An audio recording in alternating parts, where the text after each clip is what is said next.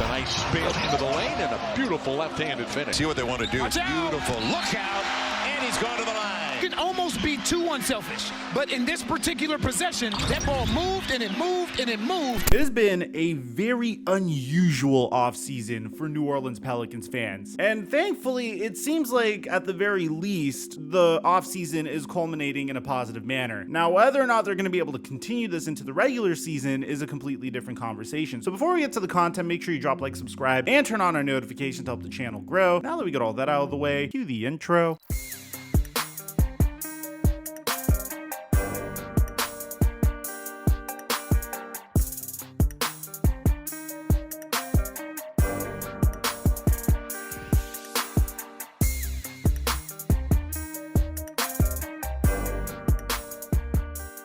Ladies and gentlemen, every time Prize Picks has done this, it's practically been free money for us. For the opening weeks of the NFL season, we've had a lot of success on Prize Picks. I've been showing you guys my picks on Instagram, and I post my picks there for free consistently at the Flight Mike. And typically, you need to at least make 2 correct picks in order to make money. But in this case, Prize Picks is giving us a free Steph Curry square. Steph Curry only needs 1 point in order for his square to convert. So we just need to get 1 pick right at minimum to make money here. So if you're an NFL fan, I'm looking at Tyreek Hill scoring a touchdown versus the Philadelphia Eagles. And if you're an NBA fan, I'm looking at Michael Porter Jr. to grab more than 5.5 rebounds. Make sure you use my promo code microphone to get a $100 deposit match when you sign up at Prize Picks. This is easily my favorite promo of the year. We've had a lot of success with it in the past. I'm going to show you additional picks on my Instagram story. And thank you, Prize Picks, for the sponsor.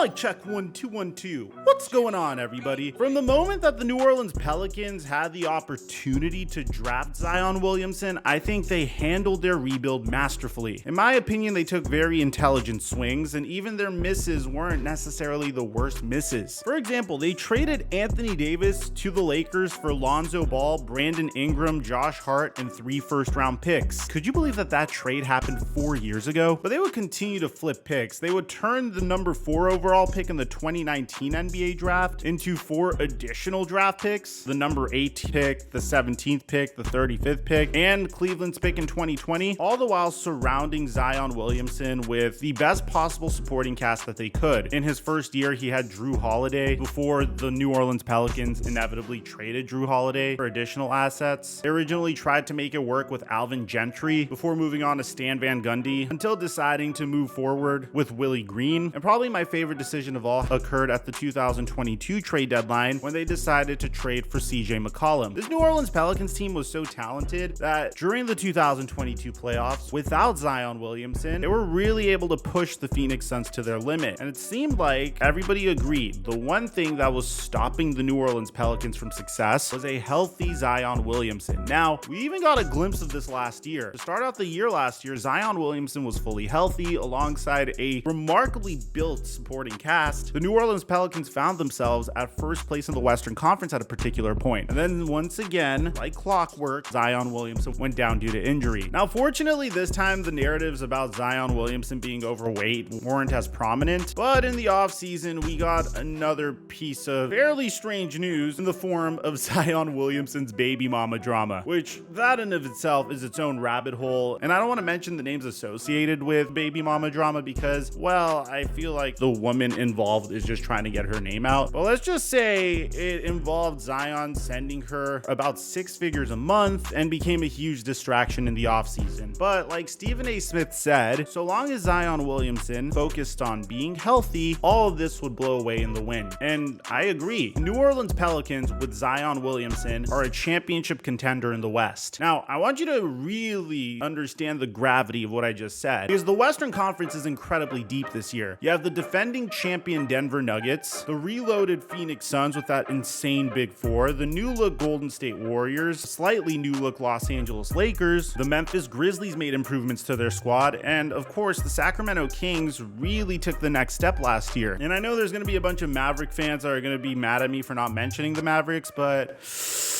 That being said, yeah, I actually think the New Orleans Pelicans could compete with these teams. Problem is that we don't typically see a lot of continuity with them together. The one thing that I was paying attention to when Zion Williamson was playing in the preseason is how does this team play together when Zion Williamson's on the court? And this game was a very interesting one because you don't typically see a player come out and, I don't know, grab 4 steals in the first quarter alone. But Zion Williamson looked dominant as ever. In the first quarter, he went 4 of 5 from the field for 10 points, 2 assists, and 1 rebound. If we want to really be exact, he had 4 steals in 8 minutes, which is insane. Zion would only play in 16 minutes, but those 16 minutes were pretty awesome and would finish with 16 points, 6 of 8 from the field, 5 steals, 3 rebounds, and 3 assists. It seems like a huge focal point for Zion Williamson from that particular game was defensive intensity. There were a lot of things that were concerning New Orleans Pelicans fans. For example, and I really think this is like a huge nitpick in my opinion, but there's this one particular play where Zion Williamson got a steal, went all the way to the other side, dished it to Brandon Ingram for an alley-oop, and gave the most mid alley-oop you've ever seen. Now, people took this narrative and ran away with it and compared it to when Zion Williamson was in Duke and how much he was able to get off the floor in these moments with the Duke Blue Devils in college. A huge reason why Zion Williamson was drafted so high was because of his athleticism. I guess in this particular instance, you could attribute it to 2 things. It's either all the injuries on Zion Williamson's legs really took a toll on him and I guess sapped a little bit of his athleticism, but I think the more likely scenario here is it's a preseason game. You're not going to see Zion Williamson do something ridiculous or jump out of the gym just for a preseason game. We've seen this man flex his athleticism before in pregame warmups with athletic dunks all the time. I don't really see why he would do that in this particular instance. I feel like at this point, he's so fed up with being injured and out of the lineup that he's doing whatever he possibly can to maximize his chances of being able to play. But the one thing I really noticed about the New Orleans Pelicans in this game was how much of an emphasis they placed on the defensive side of the floor. Nobody quit on plays. They were all helping each other out. They were rotating efficiently. And as a result, Zion had the defensive output that he did. The thing that's terrifying about the New Orleans Pelicans is the fact that this team is a play-in team when Zion Williamson is injured. And they just have to maintain that level of production, assuming Zion Williamson is going to be healthy. Because during the moments that Zion is on the floor, his impact on the game cannot be overstated. The bench mob just has to keep the point differential close to even when Zion Williamson goes to sit down. And then when Zion comes in, they'll just blast the opposition out of the gym. I really think that the Pelicans can be a contender. I know this is a bit of overhype, but forgive me, I'm just excited to see Zion Williamson on the basketball court once again. And I really hope he could put in a healthy season, even if that means bad news for my Lakers. I just want to see this man play. He was really hyped up coming out of the 2019 NBA draft, and I really hope he lives up to the hype. Let me know in the comment section down below. Are you sold on Zion Williamson? Do you think that this year could be his year? I'd like to hear what you have to say. Aside from that, I'm your boy Mike. I'm dropping our mic until our next upload.